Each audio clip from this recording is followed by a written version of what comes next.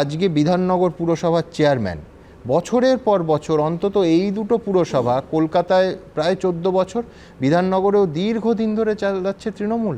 আমি বলছি অরূপ, আমি জানি না কাকে তুমি উত্তর দেবে, বিরোধীদের না দলের মধ্যে? তা অস্বীকার করার কোনো মানে উপায় নেই। যে যখন সব্যসাচী দত্তের উদাহরণ বলছেন, এটা তো একটা কালেকটিভ রেসপন্সিবিলিটিও। সব্যসাচীদা 2015 থেকে 2020 এই সময়টা সব্যসাচীদাই কিন্তু বিধাননগর পুরসভার মেয়র ছিলেন। এই সময়ের মধ্যে যে বেআইনি নির্মাণগুলো হয়েছিল, তিনি কি সেগুলো উল্লেখ করে চিঠি দিয়েছিলেন? আমি জানি না। উনি বলছেন গত 1 বছর বা 1.5 বছরের কথা। আমি আসছি, তোমাদের পদাধিকারী। নিশ্চয়ই আমি দেব। আমি সেটা বলছি না। একটা ঘটনা ঘটলে তখন সেখানে দায় এড়িয়ে যাওয়াটা খুব সহজ, কিন্তু যখন কোনো ভালো কাজ হয় সেটা রেসপন্সিবিলিটি যেরকম আমরা সবাই ভাগ করে নিই, যদি কোনো এরকমের ঘটনা ঘটে তখন আমরা কেউ দায় এড়িয়ে যেতে পারি না, বা এড়ানোটা উচিত নয়।